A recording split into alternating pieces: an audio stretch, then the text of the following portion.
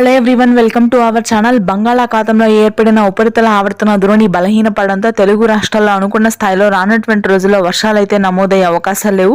పూర్తి స్థాయిలో పొడి వాతావరణం ఉంటుంది. ఉష్ణోగ్రతలు ఏ విధంగా ఉంటాయి, తెలుగు రాష్ట్రాల వాతావరణ పరిస్థితులు ఏంటి, పూర్తి సమాచారాన్ని తెలుసుకునే ముందు మీరు ఇంకా మన ఛానల్ని సబ్స్క్రైబ్ చేయనట్లయితే వెంటనే సబ్స్క్రైబ్ చేసి పక్కన ఉన్న బెల్ ఐకాన్ని కూడా క్లిక్ చేసేయండి. ఇక వివరాల్లోకి కనుక వెళ్ళినట్లయితే ప్రస్తుతానికి అయితే తెలుగు రాష్ట్రాల్లో ఉష్ణోగ్రతలు భారీగా పెరగనున్నాయి. మధ్యాంధ్ర, ఉత్తరాంధ్ర జిల్లాలో అయితే 35 డిగ్రీల వరకు ఉష్ణోగ్రతలు నమోదయ్యే అవకాశాలు ఉన్నాయి. రానటువంటి 4 రోజుల పాటు ఉష్ణోగ్రతలతో పాటుగా వర్షాలు కూడా కురుస్తాయి.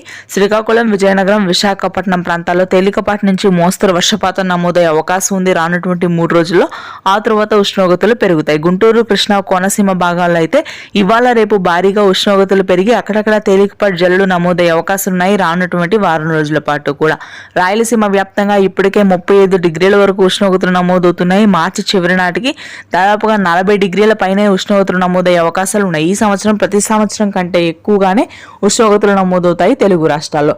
ఇకపోతే మనకి తెలంగాణ వ్యాప్తంగా పూర్తి స్థాయిలో పొడి వాతావరణం ఉంటుంది. హైదరాబాద్ నగర వ్యాప్తంగా ఆకాశం మేఘావృతమే, పలు భాగాల్లో చిరుజల్లు నమోదవుతాయి మినహాయిస్తే పూర్తి స్థాయి పొడి వాతావరణం కొనసాగుతుంది. Thanks for watching.